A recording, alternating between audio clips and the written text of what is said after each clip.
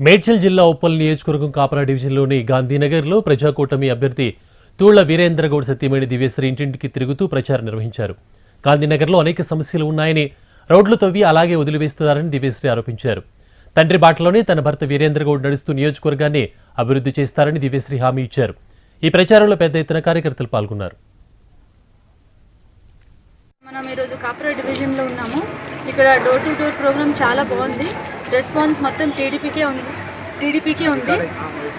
ఈసారి మనము గెలవాలి, భారీ మెజారిటీ మీద గెలవాలి.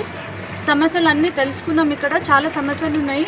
వీరేందర్ గౌడ్ గారు మొత్తం సమస్యలన్నీ తీరుస్తారు. మీరు సైకిల్కి గుర్తుకి ఓటేసి చూడండి, మీ సమస్యలన్నీ తీరుతాయి. కొన్ని ఇంట్లో అయితే పెన్షన్లు 2-3 ఇయర్స్ అయింది, పెద్దవాళ్ళకి పెన్షన్లు లేరు. కొంతమంది ముసలోళ్ళు అసలు వాళ్ళకి పిల్లలు కూడా లేరు, చూసుకునే దానికి పెన్షన్స్ లేవు. ఇల్లులు ప్రామిస్ చేస్తున్నారు ఉన్న ప్రభుత్వం, అసలు ఏది ఎవరికి అందుతలేదు అని అందరు అదే కంప్లైంట్ చేస్తున్నారు. కానీ ఈసారి వాళ్ళంతా గుర్తు తెచ్చుకుంటున్నారు. దేవేందర్ గౌడ్ గారు ఉన్నప్పుడే అసలు ఈ ప్రాంతాన్ని మొత్తం ఎంత డెవలప్మెంట్ చేసిందమ్మా. అసలు తనలాంటి మనిషి మేము తెచ్చుకోకుండా ఉంటామా? అసలు తన కొడుకు వస్తే తండ్రిలాగానే ఇంకెంతో మాకు చేసి పెడతారు. మేము వీరేందర్ గౌడ్ గారిని ఎట్లకెళ్ళి గెలిపించుకుంటాము. ఈసారి మాకు వీరేందర్ గౌడ్ అన్ననే కావాల్సింది అని ప్రజలే కోరుకుంటున్నారు.